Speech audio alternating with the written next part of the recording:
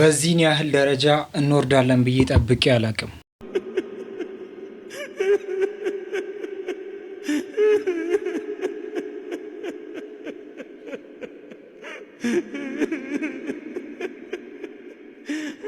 ብዙ ሰዎች እንደዚህ የሚለብሱ ሰዎች ትንሽዬ ስህተት ነው ከነሱ የሚታየው። እንደዚህ አይነት ድርጊቶች ደግሞ ከአንቺ ያልፈው ሃይማኖትሽን የሚያሰድብ ነገር እንዴት እየተመለከትን እንደሆነ አልገባኝም። ሴቶች ሚዲያ ላይ ታዋቂነታቸው በጨመረ ቁጥር ሂጃባቸውን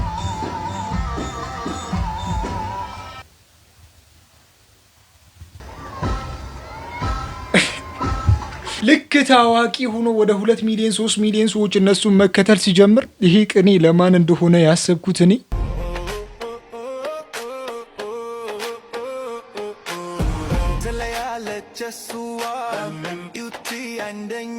እኔ እሷን ለማለት ፈልጌ አይደለም። ወደ እኔ አታዙ። እኔ ስለ እሷ ነገር ምንም ነገር አላወራውም። እኔ ከእሷ ጋር ምንም እንትን የሚለኝ ነገር የለም። ለማያቅሽ ሲቀጥል ደግሞ ሴቶች ሚዲያ ላይ መታየት የለባችሁም እያላችሁ የእናንተ አስተማሪ የተባሉት ደግሞ ሚዲያ ላይ እየታዩ ነው ብሎ አንድ ልጅ መልእክት ላከልኝ። ከዛ እኔም ደግሞ ይህንን ጥያቄ እስቲ ለመሰረት ላቅርብ ብዬ መሰረትን ጠየቅኳት። የሚለው ነገር እውነት ነው። እኔ በጣም የምስማማበት ነገር ነው። እኔ ሶስቱን መስፈርት አሟላለ ያልኩት አንደኛ የኔ ድምፅ አይፈትንም፣ ሁለተኛ የኔን ፊት አይፈትንም፣ ሶስተኛ በእስላማዊ እንትኖች ላይ አይደለም እኔ የምሰራው። እሷ መልሱን እንደዚህ ባጭሩ መልሳለች። እኔ ለወንዶች ፍትና ይሆንኩ አይደለም፣ በድምጼ ቢሆንም በመኔ ቢሆንም እኔ ለወንዶች ፍትና አይደለሁም ብላ መልሳለች። ይሄ ነገር ምላሽ ይሆናል ብላችሁ ታስባላችሁ? እንዴት ሆኖ? ሲቀጥል ደግሞ በቅርቡ እስልምናን ተቀብላ እነሱን እያንጫጫች የነበረችው አንድ እህታችን አለች። ለአክራሪ ወንድሟ ሂዳ አይሻ ብለህ ጥራኝ አለችው። አይሻ ነው ስሜ፣ ከዚህ በኋላ አይሻ ብለህ ጥራኝ። እነሱ እንግዲህ ታውቃላችሁ ከአይሻና ከነቢዩና ሙሐመድ ሰለላሁ ዐለይሂ ወሰለም ያላቸውን ችግር ታውቃላችሁ። ስለዚህ ሁለቱ ሲነሳ በጣም አብሸው አለባቸው። አንድ ወንድማችንም ደግሞ ከዚህ በፊት ታስታውሳላችሁ እፎይን ሂዶ መነጋገር እንችላለን። ስሜ መሐመድ ይባላል፣ መሐመድ ብለህ ጠራኛለህ ማለት ነው። ስሜ ማን ነው አልኩ? መሐመድ ብለኸኛል። እንደዚህ ነው እንግዲህ እነሱ ከሁለቱ የሆነ ችግር ስላላቸው እነዚህ ሰዎችም እንግዲህ በእነሱ ስም ተሰይሞ እነሱን የበለጠ እያንጫጩ ነው። ሲቀጥልም ደግሞ እፎይ ይሄ ስራ እየተመቸኝ አይደለም ብሎ ስራ ቀይሯል። አሁን ደግሞ የፊዚክስ አስተማሪ ሆኗል። ሰምታችኋል? ለምሳሌ ድንጋይ ወደ ላይ ብትወረውሩ ግራቪቲ ወደ ታች ነው አይደል? እንትን ሪዚስት እንትን ይለዋል፣ ይጎትተዋል ድንጋያችሁን። ስለዚህ ስፒዱ ምን እየሆነ ነው የሚሄደው? ወደ ላይ በወረወራችሁ ቁጥር ወደ ላይ ሲወረወሩ ስፒዱ ወደ ታች እየቀነሰ ነው የሚመጣው። ከዛ ማክሲመም እንትን እንደዚህ ሲደርስ 0 ወርና ወደ ታች ይወርዳል ተመልሶ ማለት ነው። አክሰለሬሽኑ ኔጌቲቭ እየሆነ ስለሚሄድ ማለት ነው። ወደ ታች ቢሆን ደግሞ ተቃራኒ ይሆናል። ወደ ታች ቢሆን የመሬት ስበትም ስላለ ስፒዱ እየፈጠነ ነው የሚሄደው። ኢች ሰከንድ ላይ ጂ ዚኳልቱ 9.8 ሜትር ፐር ሰከንድ ስኩዌር በዛው አክሰለሬት እያደረገ ይሄዳል ማለት ነው። ስለዚህ አላህም እንደዛው ይወርዳል ይወጣል የሚነገርለት ከሆነ የግራቪቲ ተጽዕኖ ውስጥ ነው ያለው ማለት ነው። ብለህ ስራ ስታጣ ወደ ፊዚክስ ህግ ሄድክ አንተ ገና ቁጭ ብለህ ምስር ትለቅማታለህ። አው የፈላ ቡና እንሰጣለን። ከዛ ሺቲ ነገር ላው ላይ ትለብሳለህ። ከዛ ቁጭ ብለህ ስለ አክሰለሬሽኑ ወይም ደግሞ ምስር ለቀማ ትጀምርልናለህ። እንደዛ ካልሆነ በስተቀር ይሄ ያዋጣክ አይደለም። ምን አገባ ሰውየው እንደፈለገ ይሁን። በነገራችን ደግሞ እህታችን ከዚህ በፊት እንደዚህ ብላ ተናግራ ነበር። እንደኔ ማለት ነው ስታዝኑ ስከፋችሁ እኔ አሁን ከካሜራ ጀርባ አልቅሼ ወጥቶልኝ ነው የመጣሁትና እዚህ ጋር ማልቀስ አልፈልግም በሉ እስኪ። እኔ እናንተ እንደኔ ስትከፉ እንደኔ ስታዝኑ የሆነ ነገር እናንተን ሲያዛዝናችሁ ወደ ማን ነው ሮጣችሁ የምትሄዱ? ወደ አላህ ነው። እኔ በቃ የምትታየኝ እኔ በጣም ሲከፋኝ ሌላ ጊዜ ማላስታውሳት ሲመቸኝ ጊዜ ዞር ብዬ እንኳን ማላት ልክ ሲከፋኝ እኔ እናቴ ቅድስት ድንግል ማርያም ፊት ተደፍቼ ነው ማለቅሰው። እግዚአብሔርን ነው የምላችሁ። ለእያንዳንዷ ነገር ግን መልስ ትሰጠኛለች። ምንም ኃጢአተኛ ብሆንም ማለት ነው። ምንም አሳፍራኝ አታውቅም። አንድም ቀን አፍሬባት አላውቅም እግዚአብሔርን። እና ስትከፉ እናንተ ወዴት ነው የምትሄዱት? እኔ እሷ ጋር ነው የምሄደው። ለእሷ ነው የምነግራት ችግሬን ሁሉ። ብቻ እግዚአብሔር ይመስገን እሷ ስላለችኝ በጣም ደስተኛ ነኝ። በነገራችን ላይ የሀገሬ ሰው ምን ይላል? የጠሉት ይወርሳል ይላል። እሷ እንግዲህ እስልምናን በመጥላት የምትታወቅ እስልምና ላይ ብዙ ነገሮችን በማውራት የምትታወቅ ስለራሷ ሃይማኖት ደግሞ በጣም ጠንካራ የሆነች ሴት ዛሬ ወደ እስልምና መታ አስገርማናለች። በእሷ ምክንያትም ብዙዎቹ እየሰለሙ እንደሆነ ግን አውቃቸዋል። ቅርብ ኪታብኒ ወንተ ቶፈማት ሰገደና ጀዴ ዱካናቲን ጃሚን ባፈርዱ ገርገሬ አማኑ ባቱሌ አማንቲ ወልበሬ ሰከሚ ዱጓኔ ሰከሚ ደሬ ከናም ቦዳ ፈይኒ ኪያ ላይላ ኢላላህ ረቢ tokkicha malee gabbaramaan hin jiru kan dachee fi samii uume kan yeroo isaa eegee dukkana kan yeroo isaa eegee ifu kan utubaa malee dhaabbate እጅግ በጣም ይገርማል። እንግዲህ ከመሲ በኋላ ብዙዎቹ የሷን መንገድ ተከትለው በብዛት እየሰለሙ ነው የሚገኙ። ይህንን ነገር ደግሞ አሁንም በሰይፈ ነው እንዳትሉ፣ የእናንተ ነገር አይታወቅም። በእስልምና እንደዛ ብላችሁ ነው የምታወሩት። ሽንት ቤት ሆነክ ሲያስነጥስ አልሐምዱሊላህ አስተግፊሩላህ أعوذ بالله من الشيطان الرجيم لا إله إلا الله በነገራችን ላይ እንደዚህ አይነት ችግር መቼ እንደሚያጋጥማችሁ ታውቃላችሁ? ልክ እንደዚህ ቀማችሁ ስትወጡ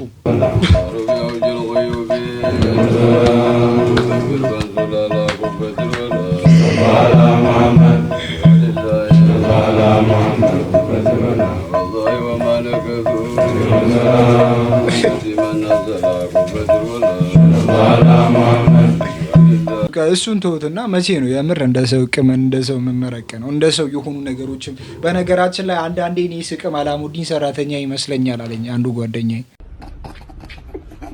መቼ ነው እንደዚህ አላሙዲንን ሰራተኛችን የምናደርገው? What's that? እና ሲቀጥለ እኔና እናንተ ግን ማንቻልበት አንድ ነገር አለ። ሰዎች ጫት ይቅማሉ፣ እኔና እናንተ ግን እንደዚህ ተያይዘናል።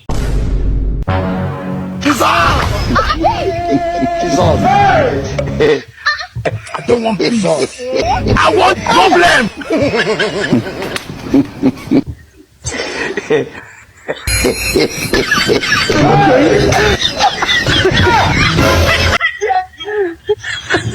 Have mercy upon us.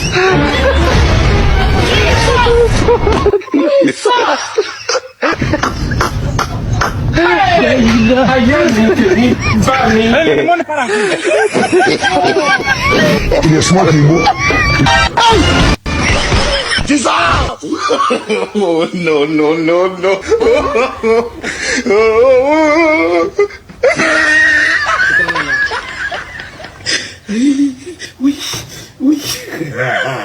እንደዚህ ከመብላታችን በፊት ጫት መላመድ አለብን። ጫት ካልቃምን በስተቀር ነገሮቹ ይሄዱልን አይደለም። ጫት መቃም አለብን። ወይ ጥሩ ተናገር ወይም ዝም በል። ተረዳችሁኛ? ጥቅሙ ምን እንደሆነ እዚህ ጋር ነው የሚገባችሁ። ካረጀ ሰው ሁሉ ምክር አትቀበሉ። ያውኑ እኔ ነኝ፣ ይሄኛው ደግሞ አንቺ ነሽ። አንቺን ከማና ወዳድሬ ላብልጥ እንጂ አፍቅሬያት ብሬ እናቴን ከማን አላብሰሽኝ የፍቅርን ሸማ ላስተያይሽ ደሞ ከነማ አንቺን ከማን ወዳድሬ። አንቺ ምግብ በጣም ዘግቶሻል። ከቤት አያዝኑልሽም እንደ የምር እንደዚህ በባዶ ድማ አትውጪ። ቁርስ ላይ 3 ዳቦ 2 እንጀራ ብቻ ራይ በቃ መንሽ። ምሳ ላይ 3 እንጀራ 2 ዳቦ አይበቃም። ይሄ በጣም እየተጎዳሽ ነው የምር በጣም مرحبا بالجميع كيف حالكم السلام عليكم ورحمة الله وبركاته እንዴት ናችሁ? ሁሉ ሰላሚዳ፣ ሁሉ መልካሚዳ፣ ሁሉ ፒሲዳ፣ ሁሉ ሸጋዳ ሰላም ነን አልহামዱሊላህ። ይሄንን ቪዲዮ ስትመለከቱ ሁሉ ላይክ ምግባር አይትረስዩ። ዛሬ እጅግ በጣም የሚገራርሙ ቪዲዮዎችን ይዘን ተከስተናል። በመጨረሻም ደግሞ አንድ የምንመለከተው ነገር አለ። ሁሱ በአንድ ሴት እየተጠረጠረ ነው። በላይቭ ላይ የሆኑ ነገሮች ሆኗል ተብሎ በጣም እየተወራበት ስለሆነ ስለዛ ነገር እናወራለን። እሺ በመጀመሪያ ደግሞ የምናወራው ነገር ብዙ ጊዜ በዩኒቨርሲቲ ተማሪዎች ተጣንቶበት የተደረሰው ነገር አንድ ነገር አለ። እስቲ ስሙልኝ። ስሞችና መጨረሻቸው በኢስላሚክ ነው። መሐመድ ቆንጆ መሐመድ ከማል ግራ የተገባች ሴትዮ ነው የሚያገባው። ካሊድ በጣም ቆንጅዬና ባለሙያ ሴት ነው የሚያገባው። ድር እንደራሱ ገራገር የሆነ ሴት ነው የሚያገባው። አሚር ቆንጅዬ ግን እንደራሱ መርዝ የሆነ ሴት ነው የሚያገባው። ሙሃጅር የተረገመች አሮጊት ሴትዮ ነው የሚያገባው። ሰምታችኋል? እነ ሙሃጅር እና አሚር እጅግ በጣም መጥፎ ሰዎች ስለሆናችሁ እንደናንተ አይነት ሰዎች ነው የሚገባችሁ እያለች ነው። በጥናት ነው የተረጋገጠው ይሄ ነገር። አሁን ለእናንተ ነው የምናገረው።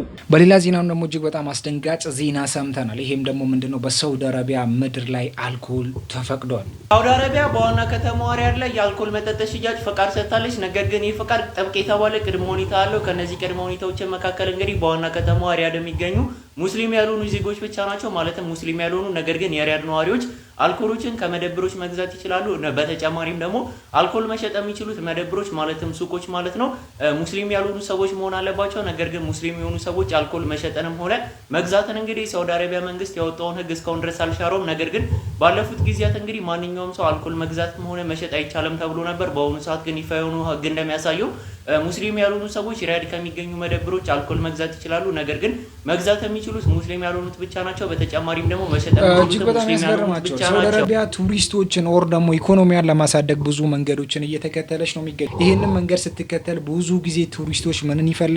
አልኮል ነክ ነገሮችን ይፈልጋሉ። ከዌስተርን ከብዙ ከተለያዩ ሀገራት ስለሚመጡ ብዙ ጸባይ ስላለባቸው ያንን ነገር እንደሚጠቀሙ ሁላችንም እናውቃለን። ያንን ነገር ደግሞ እንደ መተግበሪያ ያደረገችው እንደዚህ አይነት ሰዎች እንዲሸጡ እያዘዘች ነው። ይሄ ነገር ከዲን ጋር ይጋጫል አይጋጭም የሚለው ደግሞ እዛ ውስጥ ያሉ አሊሞች እንዴት ይሉታል የሚለው እጅግ በጣም አሳሳቢ ሁኔታ ላይ ደርሷል። እኔም ምላችሁ ግን ይሄንን ቪዲዮ አይቼ እንደጨነቀኝ መቼም ጨንቆኝ አያውቅም። እውነቴን ነው የምላችሁ። ይሄ ቪዲዮ እስኪያልቅ ድረስ በጣም ነው የጨነቀኝ። እናንተን እስቲ በኮመንት ስር 1 ስኩዌር ሜትር ውስጥ መኖር እንደሚቻል ያውቃሉ? ይሄ የአቶ በቀለ መኖሪያ ቤት ነው።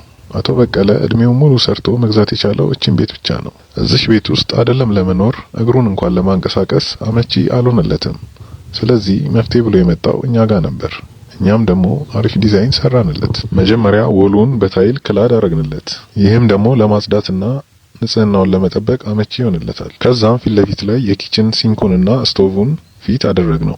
ከካቢኔቱ ስር ደግሞ ለምግብ የሚያስፈልጉትን እቃዎች ማስቀመጫ ካቢኔት ሰራንለት። ከስር ደግሞ እንደምታዩት የልብስ ማጠቢያ ማሽን ገጠምንለት። በተቃራኒ ሳይድ ደግሞ ሽንት ቤቱንና ሻወሩን ፊት ካረግን በኋላ ቁጭ ብሎ የሚታጠብበትን ተጣጣፊ ወንበር አስገባንለት። ፊት ለፊቱም ላይ ተጣጣፊ ቴብል በማድረግ ምግብ አመቺ እንዲሆን አረግንለት። አሁን የሚቀረን አልጋው ነው። አልጋውን ደግሞ ከሚኖርበት ሊቪንግ ሩም ከላይ አደረግነው። አልጋውን ለመሸከሚያ በብረት ከሰራንለት በኋላ ከላይ በውድን ፓነል ከቨር አደረግነው። ከላይ ያለውን ግድግዳ ጠጋ በማድረግ ለልብስ ማስቀመጫ የሚሆን ካቢኔት ሰራንለት። ለመተኛት አመቺ እንዲሆንለት ጎኑን በሶፍት ፓነሎች ሸፈን ነው። ከመስኮቱ አጠገብ ውድን ፓነል በማድረግ ለመስሪያ የሚሆን ቴብል አደረግንለት። ካቢኔቱም ላይ ፕሮጀክተር በማድረግ ፈታ የሚልበትን ቲቪ መጠቀም ይችላል። ችግሩ እንዴት ይወርዳል እንዴት ይወጣል ነው። ለሱም መፍትሄ የሚሆን መንሰላል ወደ ታችና ወደ ላይ የሚያስወጣውን ሰራንለት። እንደምታዩት 1 ሜትር ስኩዌር ውስጥ ሊቪንግ ሩም፣ ባዝሩም፣ ሻወር እና መኝታ ቤትን ያካተተ ሙሉ መኖሪያ ቤት ሰርተንለታል። ማንኛውንም እኔ ሙሉ አፓርታማ ቢሰጠኝ እንደዚህ ሽያ አላዘገጃጅም። እንዴት ነው ባክህ? እቺ መቃብር የምታክል ክላስ ውስጥ ይሄን ሁሉ ነገሮችን መጠቀም እንችላለን። ዋናው በቃ ዩዝስ ዩር ማይንድ፣ በቃ ጭንቅላታችንን ማንቀሳቀስ ብቻ ነው። ነገሮችን አስፍተን መመልከት ብቻ ነው እንጂ ነገሮችን ማስተካከል እንችላለን። አንቺም ጨንቆሻል፣ አንተም ጨንቆክ ነበር ይታወቃል። Are you serious right now, bro? ቁርአን ውስጥ እጅግ በጣም በሚያስገርም መልኩ ሙስሊሞች ለዓለም ረህመት ናቸው ይባላል። ወማ አርሰልናከ ኢላ ረህመተን ሊልዓለሚን ይባላል። ይህንን አስመልክቶ እንግዲህ ይህንን ነገር የተገበሩ አንድ እጅግ በጣም ትልቅ ዶክተርን ምን እንዳደረጉ ብቻ ተመልከቱ። ይህ ከኋላ የምትመለከቱ ሰውዬ ዶክተር ካምሩል ኢስላም ይባላል። ባንግላዴሽ ውስጥ የሚገኝ ዶክተር ነው። ያው ታሪክ ሰርቷል። ዓለም ላይ እያነጋገረ ያለ ታሪክ እሱ ምንድነው? ከ1800 በላይ የሚሆኑ የኩላሊት ንቅለ ተከላዎችን በነፃ መስራቱ ነው፣ ያለምንም ክፍያ መስራቱ ነውና ይህ ሰውዬ እንግዲህ በዚህ በነፃ ማገልገል የተማረበትን ሙያ በነፃና በጣም በትንሽ ፕራይስ በማገልገል ይታወቃል። ከዛ ውስጥ እንግዲህ በጣም ሰክሰስፉል የሆነ የኩላሊት ንቅለ ተከላዎችን በማድረግ ነው። ከፍተኛ የታወቀ ሰርጅን ነውና ከዛ ውስጥ እንግዲህ 1800 በላይ የሚሆኑትን በነፃ እንዳደረገና ይህም ከፍተኛ የሆነ ዝናና ታሪክ እንደ መልካም ነገር እንዳተረፈለት እየተነገረ ነው ያለው። ባይ ዘ ዌይ እሱ የሰጠውን ኢንተርቪው ጊዜ እያየሁኝ ምንድነው ያለው? አንዳንድ ጊዜ ክፍያ በሚጠይቅበትም ሰዓት በዛ ቀን የሚያስፈልገውን ያንን ሰርጀሪ በሚሰራ ቀን የሚያስፈልገውን ክፍያ ነው። ለምሳሌ ያን ቀን ቤቱ ላይ ግሮሰሪ ኦር የትንንሽ የቤት እቃዎች አሉ ላይክ አስቤዛ ግሮሰሪ ማለት በእኛ አስቤዛ ነው መሰለኝ ነው። ቤት ውስጥ የጎደለ አስቤዛ ካለ ያንን አስቤዛ ብቻ እንዲገዙለት ነው የሚጠይቀው። እንዲሁም ደግሞ ያን ቀን ያን ሰርጀሪ በሚሰራበት ቀን የመብራት ክፍያው ደርሶ ከሆነ የመብራቱን ክፍያ ብቻ እንዲከፍሉለት እና ያን ቀን የሚያስፈልገውን ኢሴንሻል የሚለውን ወጪ ብቻ የሚጠይቅና ሌላውን ግን ዝም ብሎ እንደሚሰራ የተናገረበት ታሪክም ነበረ። ለማንኛውም ግን ያው ዶክተር ካምሩል ኢስላም ያው ጸዴ ስራ ሰርቶ ዓለም ላይ መነጋገሪያ ሆኗል። ያው እንደዚህ አይነት ሙስሊሞችን ያው ፊቱን ምናምን መጺሙ ምናምን እንደምታዩት ነው። እንደዚህ አይነት ሙስሊሞችን ሜንስትሪም ሚዲያው ስለማይነግራችሁ እኔ ልንገራችሁ ብዬ ነው። ማሰብ ሚዲያ እንደዚህ አይነት ነገሮችን እኮ የሚያወራው ነገር ጎልቶ የሚያወጣው ነገር ሌላ ነገር ነው። ሌላ ነገሮችን ቢሆን ብዙ ነገሮች ይወሩበታል። በእኛ ሀገር ደረጃ ሁላ ብዙ ነገሮች ይወሩበታል። እንደዚህ አይነት ነገሮችን ግን ማውራት አይፈልጉም። ሲቀጥል ደግሞ አንድ አስደሳች ዜና ሰምተናል። ሰበር ዜና ከ2 ሚሊዮን በላይ የእስራኤል ዜጎች ሱናሚ በተባለ የአእምሮ በሽታ መጠቃታቸው እየተነገረ ይገኛል። አካውንት ሪፖርት ተደርጎበት ቪዲዮ እየደረሳቸው አይደለም። በደንብ ኮፒ ሊንክ እያደረጋችሁ እስከ መጨረሻው ተከታተሉ። ባለሙያዎች ሱናሚ ብለው የሰየሙት አስከፊው በሽታ ከ2 ሚሊዮን በላይ እስራኤላውያን አጥቅቷል። እጅግ አሳሳቢ ደረጃ ላይ እንደደረሰ እየተናገሩ ይገኛሉ። በእስራኤል የጭንቀትና የሱስ መጠኖች በከፍተኛ ሁኔታ ጨምረዋል። ባለሙያዎቹም ይህ ክስተት ቤተሰቦችን ማህበረሰብና ቀጣይ ትውልድን ጭምር የሚጎዳ ነው ብለዋል። እሱ ብቻ አይደለም፣ ለረጅም ጊዜ የማህበራዊ ቀውስ ሊያስከትል እንደሚችልም አስጠንቅቀዋል። በዚህ ጉዳይ ላይ ምን አይነት ሀሳብ አላችሁ? ኮሜንት ላይ ያስቀምጡ። በደንብ ግን ሼር፣ ኮፒ ሊንክ፣ ሪፖስት እያደረጋችሁ ቪዲዮውን አዳርሱት። እኔ መቼም ቢሆን ሰው ላይ ክፋትን እመኛለሁ ብዬ አስቤ አላቅም። እነዚህ ሰዎች ደግሞ ከዚህ በፊት ንጹሐንን እየጨፈጨፉ ንጹሐንን ምንም ነገር ሳይሰማቸው እየገደሉ የነበሩ ማህበረሰቦች ናቸው። ከዚህ በፊትም በጋዛ ላይ ያደረጉትን ነገር ሁላችንም አንረሳውም። ወደ 60 ሺህ የሚጠጉ ህጻናትን ረፍርፈው ጨርሷል። እነዚህ ሰዎችን እናንተ ምን ትላላችሁ? አሁን በተሰማ ሰበር መረጃ የእንግሊዙ ጠቅላይ ሚኒስትር ኬር ስታርመር ሙስሊም ጠል የሆነ አመለካከት በሰለጠነችው እንግሊዝ ተቀባይነት የለውም በማለት ጠንካራ መግለጫ መስጠታቸውም ታውቋል። ጠቅላይ ሚኒስትሩ በሀገራቸው የሚገኙ መስጊዶችን ለመጠበቅና የእስልምና ትምህርት ቤቶችን ለመደገፍ የሚውለውን መንግስታዊ በጀት ለመጨመርም ቃል መግባታቸው ነው የታወቀው። አሁን ገና እንግሊዝ እየሰለጠነች ነው። እንግሊዝ አሁን ገና ሰለጠንሽ ማለት አሁን ነው። በቃ ማህበረሰቡ በእኩል አይን እየታየ ከሆነ አንዱ አካል እየተገለለ ካልሆነ ያ ነገር ስልጡን ይባላል። እዚህ ጋር የምንመለከተው ነገር ግን ያለቃቀሱ እዚህ ጋር ኒቃብ አይሆንም ጅልባብ አይሆንም ብሎ እስቲ ሳታቁ ሰዎችን አትናቁ። እስራኤል መንግስት የዘር ማጥፋት እያደረገ ነው በጋዛ ላይ፣ አሜሪካ ደግሞ እየረዳች ነው ያልከውን ነገር ምን ትላለህ ነበር ያሉት ሙስሊሙን የአሜሪካ የኒውዮርክ ከንቲባ ከዶናልድ ትራምፕ ፊት ለፊት። እናም እርሱ ይህንኑ በትክክል ደግሞታል። አዎ የእስራኤል መንግስት የዘር ማጥፋት በጋዛ ላይ እያደረገ ነው፣ አሁንም ቢሆን አሜሪካ እየደገፈች ነው ሲል ነበር እንግዲህ ከዶናልድ ትራምፕ ፊት ሆኖ ፕሬስ ኮንፈረንስ ላይ የተናገረው። ይህ ንግግሩ አሁን ላይ ከዶናልድ ትራምፕ ፊት መሆኑ ብዙዎችን እያነጋገረ ይገኛል። ከዛም ዞር ሐመምዳዊ ቀጠል አድርጎ ይህንን ተናግሯል። በኒውዮርክ የሚገኙ ግብር ከፋዮች ግብራቸው ምን ላይ እንደዋለ ያሳስባቸዋልም ይጠይቃሉም ሲል ተናግሯል። ይህ ብቻ አይደለም። የኒውዮርክ ከተማ ሰዎች ይህ ማቆም ጦርነት ላይ የተለያዩ የውጭ እርዳታ ወታደራዊ እርዳታ መኖሩም አሁን ላይ ያሳሰባቸው እንደሆነና በኒውዮርክ ደግሞ ከ100,000 ህፃናት በላይ ከትምህርት ቤት ቀርተው ሆምለስ ወይም ደግሞ ቤት አልባ ሆነዋል። ይህንን ነው እንጂ ማገዝ ያለብን ውጪ ደን ዘር የሚያጠፋን መደገፍ የለብንም ሲል እንግዲህ ከዶናልድ ትራምፕ ፊት ቁጭ ብሎ የእስራኤል መንግስትን ሲወቅስም ተሰምቷል። በዚሁ አያይዞ ደግሞ ዶናልድ ትራምፕ ምንም ያሉት ስለዚህ ዘር ማጥፋትም የተናገሩት ነገር የለም። ነገር ግን ከዞህራ መምዳዊ ጋር ሆኖ በጋራ እየሰሩና ኒውዮርክን ለማሳደግ እንደሚሰሩ እንግዲህ ትናንት መግለጫ ሰጥተዋል። ነገር ግን ዞህራ መምዳዊ በአቋሙ መጽናቱ አሁን ላይ ብዙዎችን እያነጋገረ ይገኛል። ጀግኖች ይወለዳሉ፣ ጀግኖችም ይሞታሉ። ይሄ የኛ ምርጫ ነው። ፈርተን ሀሳቦቻችን የምንቀይር ከሆነም የኛ ምርጫ ነው። ፈርተን ዲናችንን የምንሰጥ ከሆነም የኛ ምርጫ ነው። ለስልጣን ብለን ዲናችንን የምንሸጥ ከሆነም የኛ ምርጫ ነው። ዲንም ምን አገባን ማለትም የኛ ምርጫ ነው። ይሄ ሰውዬ እንግዲህ እንደምትመለከቱት ከዚህ በፊትም እንግዲህ ለጋዛውያን ድምጽ በመሆን ይታወቃል። አሁን ደግሞ በዶናልድ ትራምፕ ፊት ለፊት ዋሽንግተን ውስጥ ቆሞ ለጋዛውያን አሁንም ድምጽ በመሆኑ እጅግ በጣም የሚያስገርሙ ነገሮችን ተመልክተናል። እስልምና ጥላቻ የተነሳ ኒቃብን ለብሳ በአውስትራሊያ ፓርላማ የገባች ሴት አሁን ላይ አነጋጋሪ ሆናለች። እዚህ ጋር የምትመለከቷት በአውስትራሊያ ፓርላማ ኔሽን ፓርቲ ወይም ደግሞ ቀኝ ዘመን ፓርቲን ወክላ የገባችው ሴት ማለት ነው። በፓርላማው ላይ የኒቃብ መልበስ በአገሪቷ ላይ እንዲከለከል ህግ ረቂቅ እንድታወጣ ፍቃድ ትጠይቃለች። በዚህ የተነሳ ፓርላማው እምቢ በማለቱ የተነሳ ይህንን ኒቃብ በመልበስ ወደ ፓርላማ ትገባለች። በፓርላማ የሚገኙ ሴኩሪቲዎች እንዲያወልቁ ቢጠይቋትም በሰዓቱ እምቢ ብላ የፓርላማውን ስርዓት ረብሻም ነበረ። አሁን ላይ ይቺ ሴት ማለት ነው አነጋጋሪ ሆናለች። በዛው የሚገኙ የሙስሊም ሴናተሮች ደግሞ ይህንን ነገር የዘረኝነትና የእስላሞፎቢያ ወይም ደግሞ የእስልምና ጥላቻ ያለባቸው ነው ሲሉ እዚህ ጋር የምትመለከቷቸው መህሪን የተባሉ ሙስሊም ሴናተር እዛው ማለት ነው ተናግረዋል። ሌላኛው ደግሞ ፋጢማ የተባለችው ይህ አሳፋሪና የጥላቻ ነው ሲሉ እዛው ሌላኛው የአውስትራሊያ ሴናተር ተናግረዋል ማለት ነው። እቺ ሴት ማለት ነው አዲሱ አይደለም። በ2017ም እንደዚሁ ይህ ኒቃብ በአገር አቀፍ እንዲከለከልላት ብላ እምቢ ስትባል እንደዚሁ ለብሳ በፓርላማ ገብታ የረበሸች የኔሽን ፓርቲ ወይም ደግሞ የቀኝ ክንፍ ፓርቲ አባል ናት። አሁን ላይ የዚች ሴት ተግባር ወይም ደግሞ የእስልምና ጥላቻዋ ተግባር በአውስትራሊያ እያነጋገረ ይገኛል ማለት ነው። በነገራችን ላይ እንደዚህ አይነት ሰዎችን መጥላት አችሉም። ከሌሎቹ በበለጠ እነዚህ ሰዎች ናቸው እስልምናን የመቀበል ቻንስ ያላቸው። ኡዝ ቢላሂ ሚነ ሸይጣን ረጂም ልታስራሃላታ እና ምን ነው የምትጠነቀቀው? በምን አይነት ነው ኒካሁ? ዋናው ከቀልብ ነው። እንደዛ ብሎ ነው። ቀልድ የለም። በስነ ስርዓት ቀልድ የለም። በሚፈቅደው መንገድ ነው።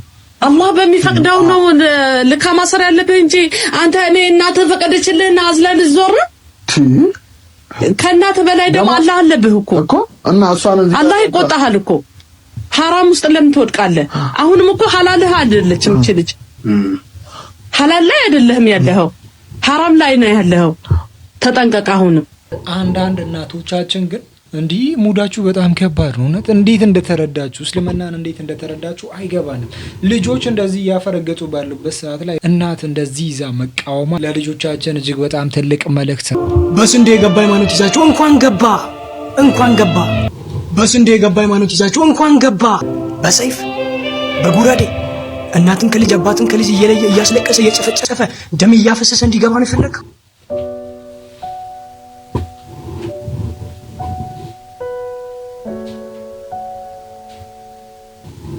እሺ እባክህ ምን እያልከን ነው? ምንድን ነው የምትለው ነገር? ለማስተላለፍ የፈለግከው ነገር ምንድን ነው? ግዴታ እኮ ሌሎች ሃይማኖትን መስደብ አይጠበቅብህም። ስለ ራስህን ለማስተዋወቅ ግዴታ እኔን መስደብ የለብህም።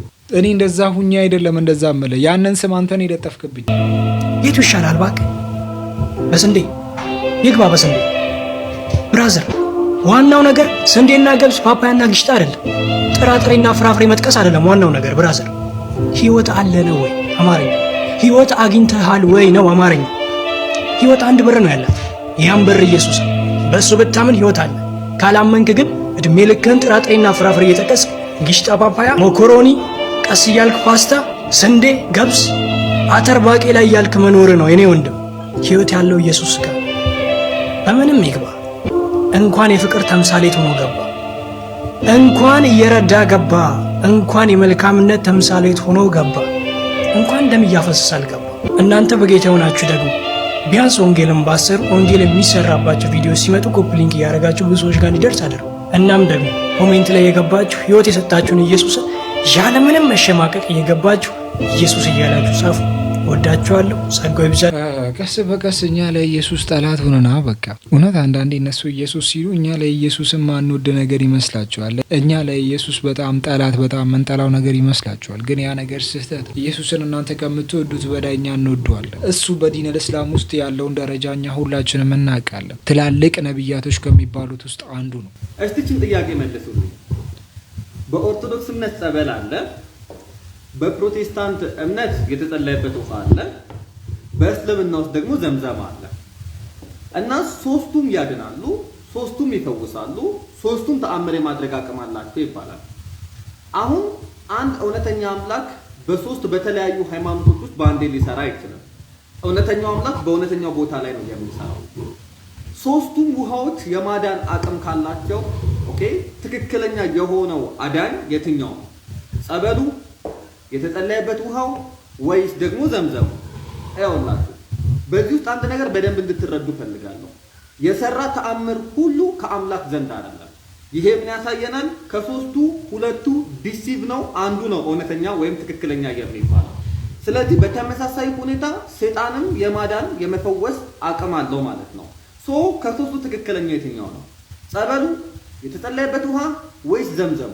የማዳን አቅም ያለው ላልከው ነገር የማዳን አቅም ያለው አላሁ ሱብሓነሁ ወተዓላ ብቻ ነው። ሌላ ነገርን አንድ ዘምዘም ደግሞ ተአምራዊ ውሃ ለሰው ልጅ የተሰጠው ተአምራዊ ውሃ እንደሆነ እናምናለን። በዛ ተአምራዊ ውሃ ደግሞ ሰዎች ተጠቅመው ራሳቸውን እንዲያገለግሉ ተፈቅዶላቸው፣ ግን ያ ማለት ግን ዘምዘም ያድናል ሳይሆን ሰበብ ይሆናል በሚለው እንይዘዋለን። ልከቱ እዚህ ጋር ይሄን ቪዲዮ ሱብሃንአላህ፣ ይሄ በጣም ከባድ የሆነ መዘዝ አለው። ትልቅ ጥንቃቄን ይሻለ።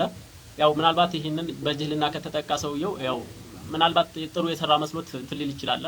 ወደ እዛ መቀለድና ማንቋሸሽ ከሄደ ነገሩ ደግሞ እጅግ በጣም ከባድ ነው። ያው በዚህ ልክ እንኳን ካዕባን እንደዚህ አድርጎ አስመስሎ ሰርቶ እዛ ደረጃ እንደርሳለን ብዬ አልገምትም። ነገር ግን ባለማወቅ በአንዳንድ የሺዓር አልኢስላም እስልምና ጠቋሚ አመላካች በሆኑ ጀለብያ ኦር እንደዚህ ማንኛውም እስልምና ሊጠቁሙና ሊያመላክቱ በሚችሉ ነገራቶች ላይ እስቲህዛ ማድረግ እጅግ ከባድ የሆነ ሪስክ አለው። በእስልምና እንደመቀለድና እንደማንቋሸሽ ይቆጠራልና እዚህ ጋር ሁላችንም ልንጠነቀቅ ይገባል። ከሁሉም በፊት ዒልምን እውቀትን እናስቀድም የሚባለው ለእንደዚህ አይነቱ ነገራቶች እንዳንጋለጥ ነው።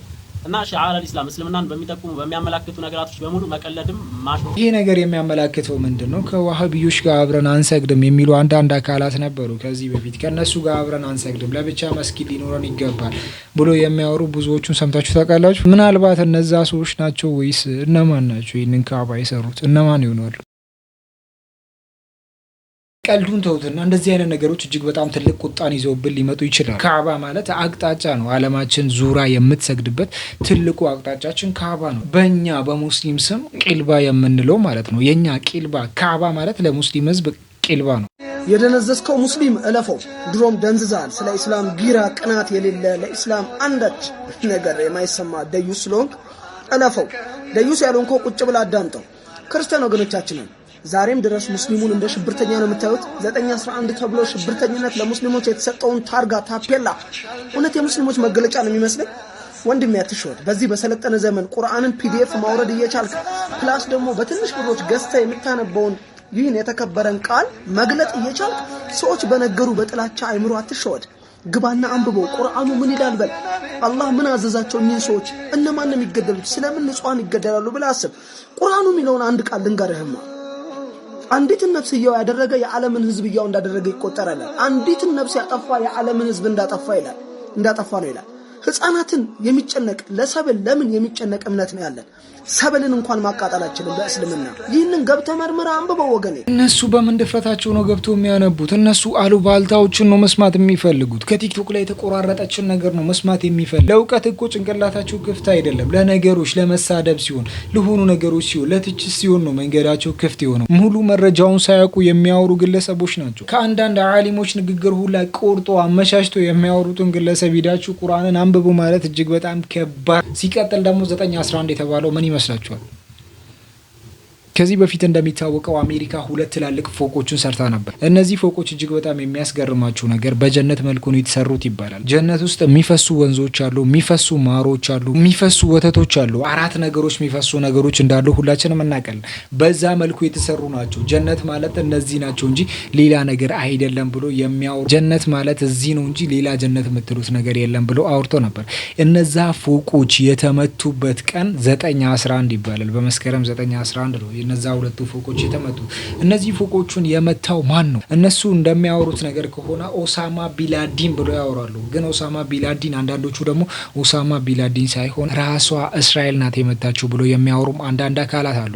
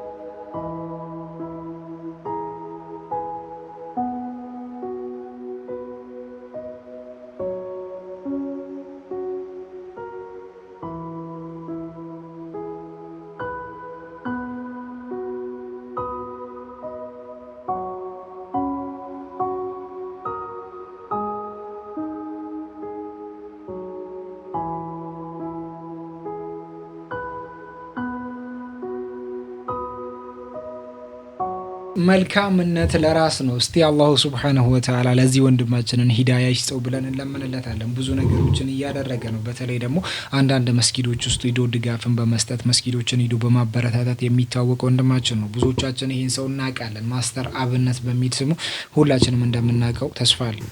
እስኪ ይህን ቪዲዮ አንዴ እንመልከትማ።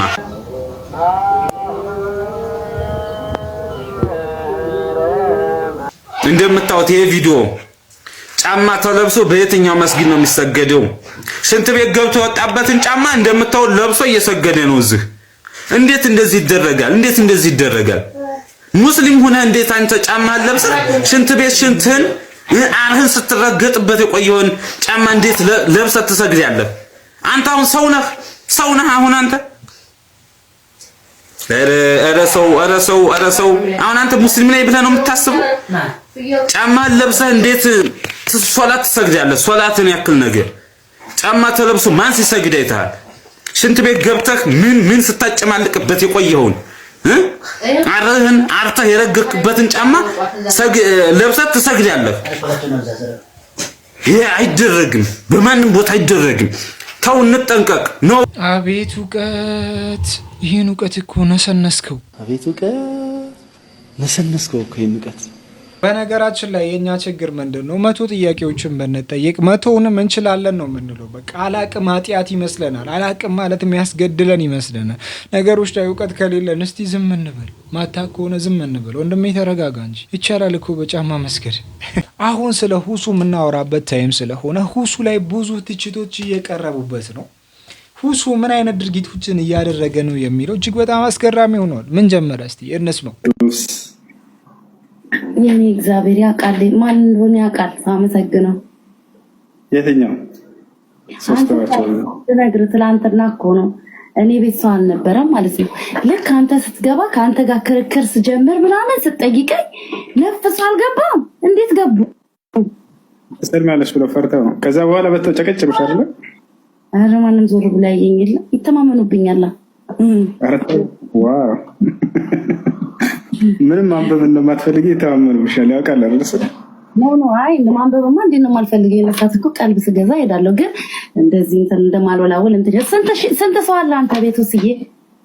ትንሽ ናቸው 550 ምናምን። ብዙዎቹ ይህንን ነገር ቆራርጠው ብዙ ነገሮችን እያወሩበት ነው የሚገኝ። ሲቀጥል ደግሞ ትዳር ፍለጋ አሳሳቢ ደረጃ ላይ ደርሰዋል። ኢማን መስፈርትሽን አሟልቷል። ምን ጎደለ? ምንም ሳይሆን ብቻ ምክንያት ማቅረብ አለብሽ ማሬ። ማለት እንዴት ሳየው በዲኑ ያን ያክል ጠንካራ አይመስልም። አውቄሻል ማለት ነው። አንድ ሰው በዲኑ ጠንካራ ነው አይደለም በመልኩ ነው እንደሚታወቀው። ማለት ሴት ብትሆን ሂጃብ ስላላደረገች ይባላል።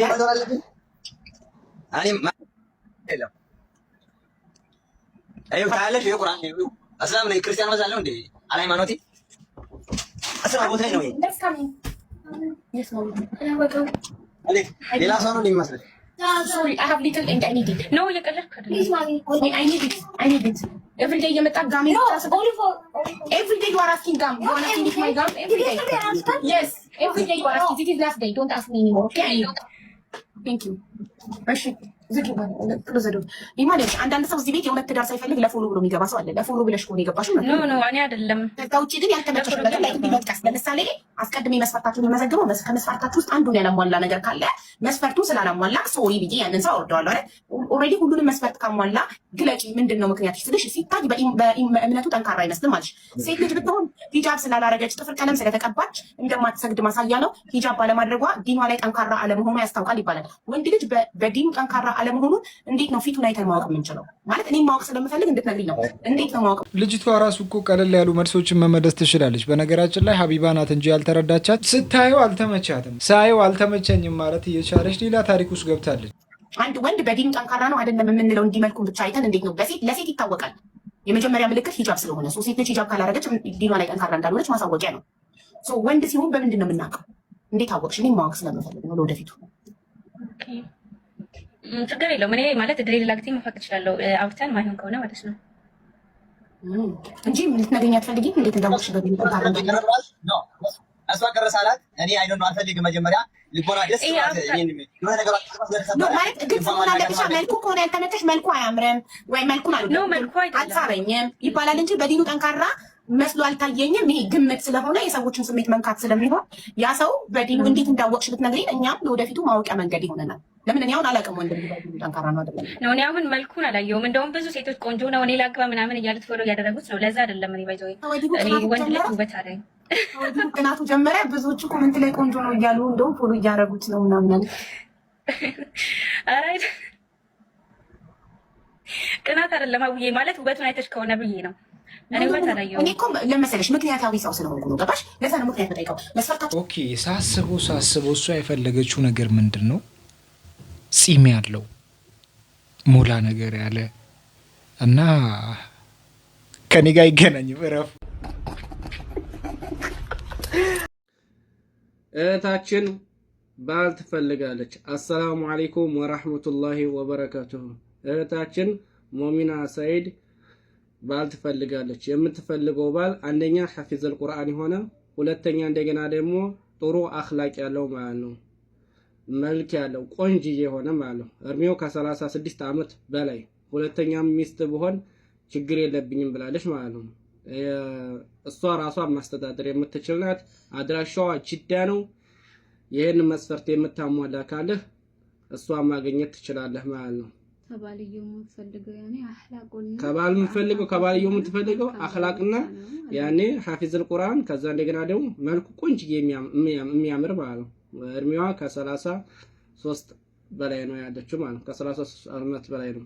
ስለዚህ ይሄን መስፈርት የምታሟላ ወንድማችን እህታችንን ሞሚና ሰይድን ማግባት ትችላለህ ማለት ነው። አይተህ እድለኛ ነህ ሳታልፍ ግን ገንዘቧን አስበህ እንዲያትመጣ።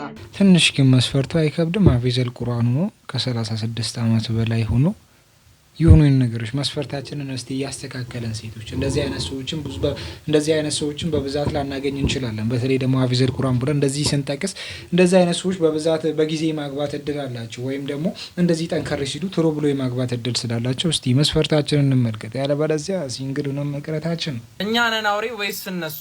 እዚህ ጋር የምትመለከቱን የሰው ልጅ ህፃን ልጅ የያዘችው ዝንጀሮ ልገለው ወይ ልታጠቀው አይደለም የያዘችው። እናት ዙም ከልጇ ጋር በምትጎበኝበት ሳለ ይወድቅባታል። ምን ውስጥ የጉሬላዎች ያሉበት ኬጅ ውስጥ ነው የወደቀው እና የ3 ዓመት ህፃን ልጅ ነው። በቃ ገደሉት ማለት በጭቃው ነው የሚጥሉ። ጉሬላዎች ናቸው። ዝንጀሮ ትንሽ ነው። ዝንጀሮ ከጎነሱ በላይ ያሉት በቃ ይገሉታል። በዚህ መሀል አንዲት ሴት ዝንጀሮ ናት ልጇን እንዳቀፈች ትመጣና ዝንጀሮዋ ወይም ደግሞ ጉሬላዋ አክፋ እንደዚህ በዚህ መልክ አክፋ ከሌሎች ጉሬሎች እየተደበደበች እየተነከሰች አስመልጣ ለጥበቆቹ ለዙ ኪፐሮቹ አሳልፋ ሰጠችው እና አዳነችው ማለት ነውና እኛ እነሱን አውሬ እንላቸዋለን። እነሱ ግን ካልሄድክባቸው ካላጠቃቸው ቤታቸው ካልሄድክ አይነኩም አያጠቁም። እኛ የሰው ልጆች ግን እውነቱን አውሬዎች ነን። አሁን ባለፈው ኮየፈጬ ላይ የ3 ዓመት ልጅ የሆነችው የራሱን የገዛ ልጁን ደፍሮ ይኸው በህግ እየተፈለገ ነው። ክፍለ ሀገር ላይ በየጊዜው ሴቶች ይጠለፋሉ፣ ይደፈራሉ። ወንድ ልጆች አሁን ሴት ብቻ አይደለም ወንድ ልጆች ሁሉ እየተደፈሩ ግን ወደ ሚዲያ አይወጣም። በጣም ጥቂቱ ነው የሚወጣው። የሄቨንን ማውራት እንችላለን። ያን ሰቅጣጭ ነገር እሱ ነገር በየጊዜው ኢትዮጵያ ውስጥ እየተፈጠረ ነው።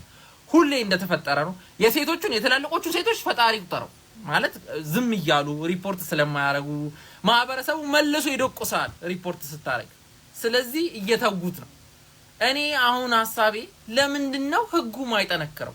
የሰው ልጆች አውሬ ነን፣ ሁላችንም አውሬ ነን። እኔ ውስጥ አውሬ አለ፣ ሁላችንም አውሬዎች ነን።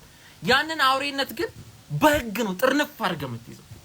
ስርዓት የምታስይዘው አውሬነታችንን በህግ ነው። ዓለም ላይ ሁሉ ደፋሪ አለ፣ ገዳይ አለ። የኢትዮጵያ ውስጥ ግን እንደዚህ ደፋሪዎች አናት ላይ ወጡበት ምክንያት ህጉ 5 ዓመት እየቀጣቸው ስለሆነ ነው።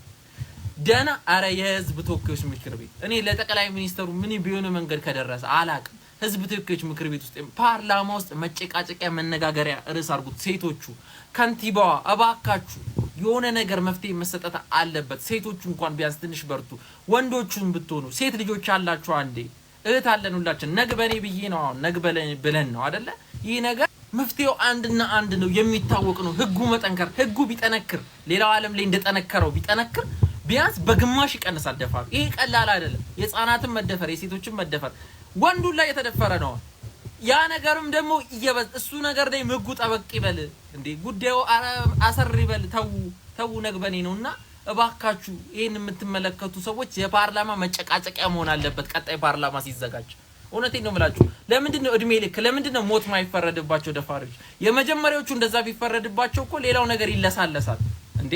በጣም የሚገርመው ነገር ቀለል ያለች ህግ እዚህ ውስጥ ነበር፣ ግን ይህንን ህግ ለመቀበል ዝግጁ አልነበር። ይህ ህግ አሁን በኢትዮጵያ ላይ ስራ ላይ ቢውል እነሱ ደግሞ አሁንም ሌላ መንገድ ይጨቃጨቃሉ። ይህ ህግ እኮ እንደዚህ ነው እስልምና ህግ ነው ብሎ ሊያወሩ ይችላል። ብዙ ጊዜ የደፈረ በእስልምና ምን አይነት ፍርድ እንዳለው ሁላችንም እናውቃለን። እነዛ ነገሮች ደግሞ ላይደገሙ ይችላሉ፣ አስተማሪ ናቸው። ለምሳሌ እኔ ላይ ያ ነገር ከተከበረ ከኔ በኋላ የሚመጡ ሰዎች ከኔ ይማራሉ ብዙ ነገር። ያንን ስለሚፈሩ ያንን ህግ ያከብሩታል ማለት ነው። እንደዚህ አይነት ነገር የማየት ቻንሳችን በጣም ዝቅተኛ ይሆናል። ግን ደግሞ በኢትዮጵያ ደረጃ ሸሪዓዊ ህግ ስራ ላይ ለመዋል እጅግ በጣም ይከብዳል። ነገር ግን አሁን እየተረዱት ነው፣ ጉዳቱን እያወቁት ነው።